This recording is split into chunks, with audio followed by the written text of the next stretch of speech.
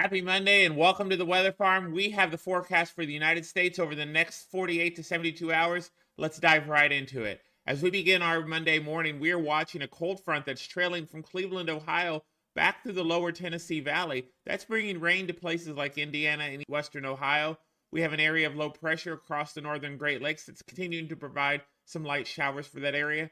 And as those storms continue to move through Texas, they are quickly dying out as they make their way to the Gulf Coast. We are also seeing a little bit of rain across New York and Pennsylvania, but the real story gets going later in the day. So let's put this map into motion for our Monday. As we go through the afternoon, we're going to watch that line of storms associated with that cold front continue to develop. And as we get to that heating of the day, that's going to provide the energy and the juice that's really going to get thunderstorms firing from near Buffalo, New York, and Erie, Pennsylvania, back through Cincinnati, down towards Bowling Green, Kentucky. Across the south, we're watching scattered storms, and across the northern plains, we're continuing to watch that low pressure system make its way into Ontario and provide scattered rain showers across the northern Great Lakes. As we go through the afternoon towards our evening, we're seeing a little bit of storms across southern Alabama into Georgia, making their way into North Florida. We are going to watch some pop-up storms across Texas. Nothing terribly organized. This is more mesoscale features that we're seeing interacting with the heat of the day and maybe enough lift in the atmosphere. Out west, it is hot and dry, and we're going to get to that a little bit later. But we are going to watch this area as this cold front continues to move east toward the Appalachian Mountains. We're going to see some chances for severe weather for our Monday evening. In terms of our severe weather outlook, we do have an area that is highlighted for a slight risk, basically from New York down through Pennsylvania and West Virginia, all the way to the south, including the Carolinas. This is all associated with that cold front. And so we think that the greatest risk here is going to be strong winds and hail, not necessarily tornado risk. We also have a slight risk across parts of eastern New Mexico for our Monday. Again, the main risk associated with these storms is going to be hail and strong winds. If we put the tornado parameter on this map, we only have slight 2% chance across western Pennsylvania, eastern Ohio, and West Virginia. We also have a 2% risk across Mississippi and Alabama. And I do believe that for our Monday, if we do see tornadoes, it's most likely going to be across Mississippi and Alabama. Not a widespread event by any means. We still could see an isolated one or two across the Northeast, but I think that chance is very low.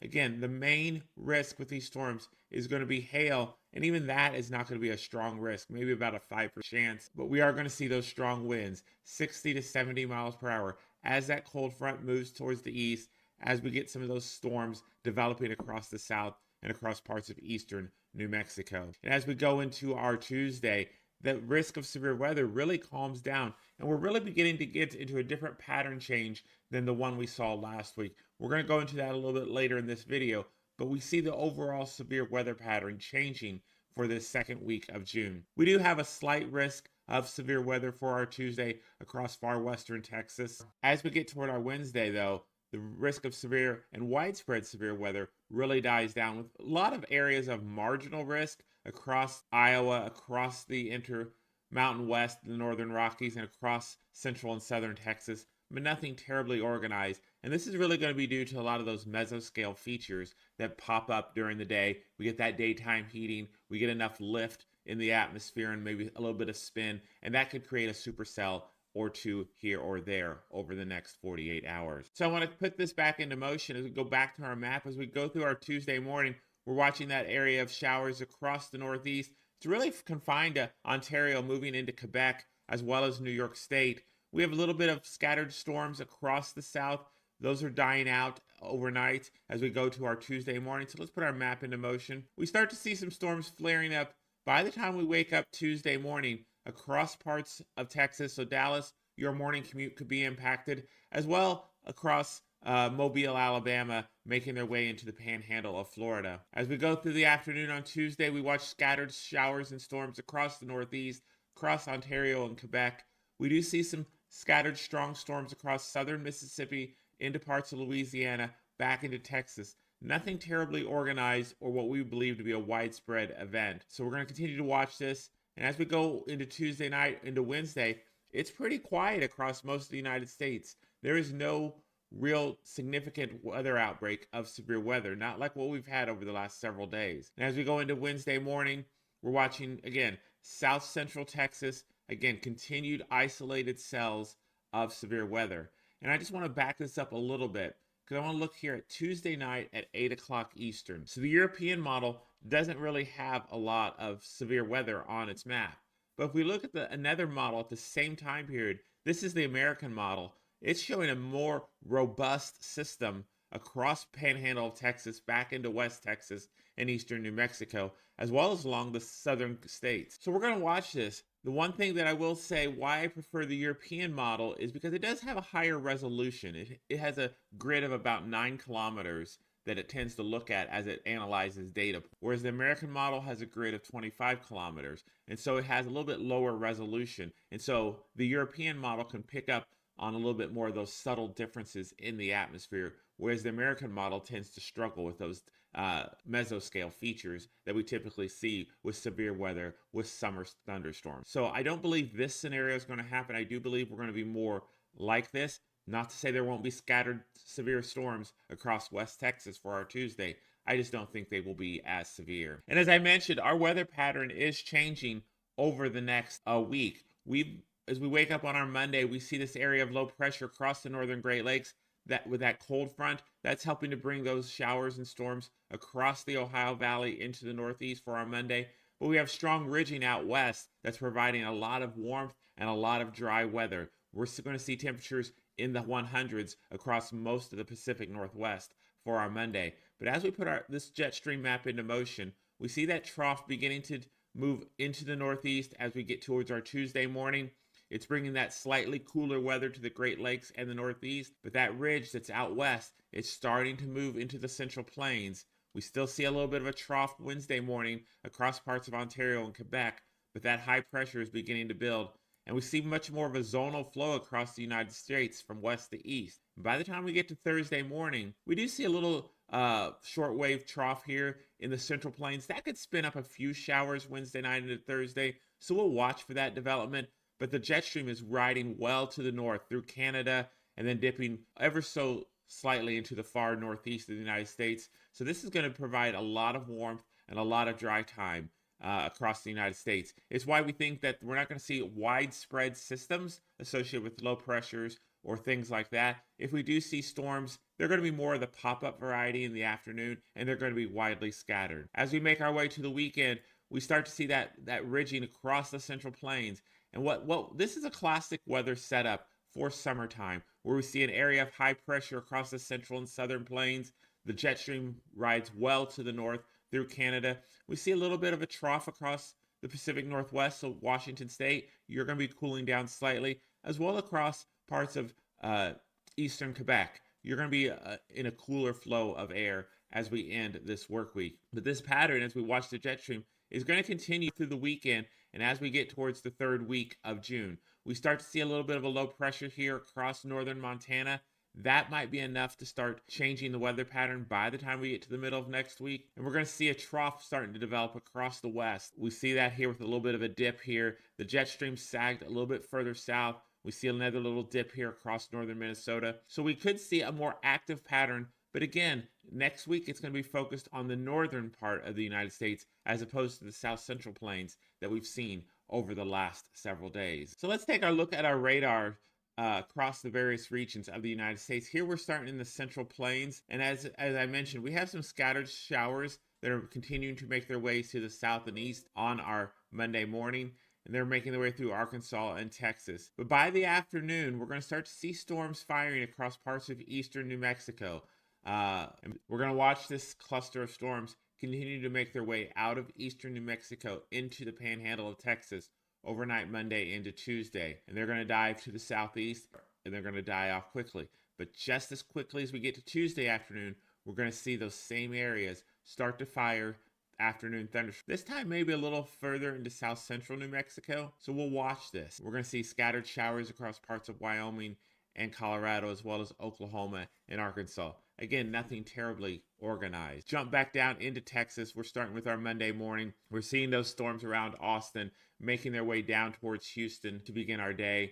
We're going to see those showers through the early morning and afternoon, but by afternoon, the storms have moved offshore.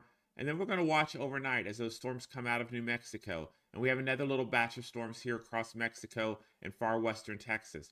We're going to watch these two areas start to cluster together, and we're going to see some storms around Lubbock, Midland, San Angelo. You could be in the impact overnight Monday into Tuesday. Fort Stockton, you're going to be impacted as you wake up on our Tuesday morning. And those cluster of storms are going to continue to make their way to the south and east. Austin, you're going to be in the path. It's going to stay a little bit south of Dallas at this point, but we're also going to see some scattered storms across the Louisiana coast for our Tuesday morning. Those are all going to continue to move to the south and east. And we're going to see another repeat pattern Tuesday night into Wednesday. So we're going to have to watch these storms to see how they develop. As we look here at the Great Lakes, with that cold front, this is what we're seeing that's igniting these storms from through Ohio and Indiana back through Illinois on our Monday morning. That cold front's going to continue to move off to the east. With the afternoon heating, we could see some strong storms. Again, hail and wind, the primary threats across parts of Kentucky, making their way towards Louisville, back toward Bowling Green, Kentucky, and even down through Nashville as we get into the afternoon and your commute home. You could be dealing with some severe weather. We're going to watch this make its way through Mississippi and Alabama. Atlanta, you could have some evening showers. So be weather aware across that area. And all this continues to move off to the east. We start to see heavy rain overnight for parts of South Carolina into North Carolina. And those storms make their way off to the north and east.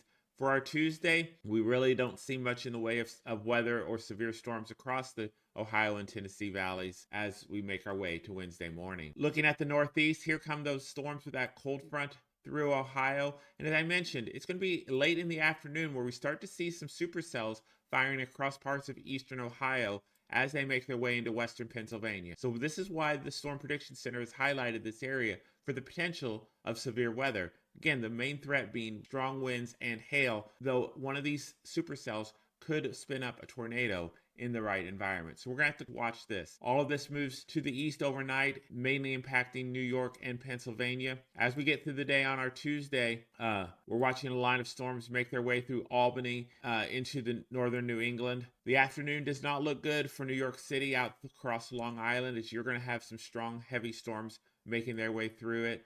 And as for the commute home through Connecticut and Rhode Island, Massachusetts, we're going to have some strong storms as well.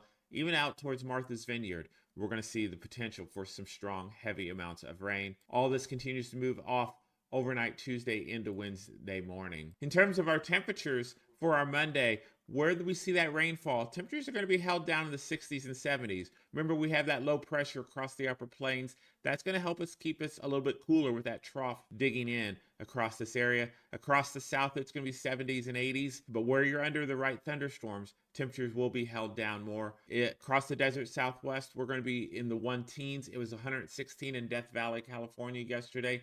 And those 100s are going to extend all the way up towards the Canadian border across parts of eastern Oregon and eastern Washington. As we make our way into our Tuesday, the warmth stays out west. Though not as warm, we're cooling back down into the 90s, if you call that a cool down across the Pacific Northwest. The desert remains hot, 105 to 115. Central plains are starting to warm up, and we start to see that core of that cool air across the Great Lakes making its way into the northeast with highs in the 60s and 70s. For our Wednesday, temperatures are going to remain almost a carbon copy of our Tuesday, though we are seeing some warming across the northeast as those showers continue to move out. So we're going to see a rebound to the 70s for most areas. Across the south, where we see those cluster of thunderstorms, that's what's going to help keep temperatures a little bit cooler across parts of Texas, Oklahoma, along the Gulf Coast states. So temperatures here will be held down into the 70s and 80s because of the added cloud cover. Now, speaking of June, we are in tropical weather season.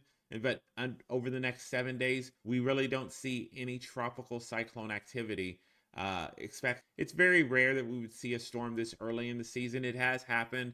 It's happened very recently, but we do see a lot of waves making their way off the African coast, but they are staying well to the south, and they're impacting more of the trade routes across the southern Atlantic Ocean into South America. So we'll continue to monitor this pattern over the next several days. And if there's any change, we will bring you the latest information. We hope you have a wonderful day for your Monday. With those scattered storms across the south, across the northeast, make sure you have a way to stay weather aware. We will see you again on Wednesday. Have a great day.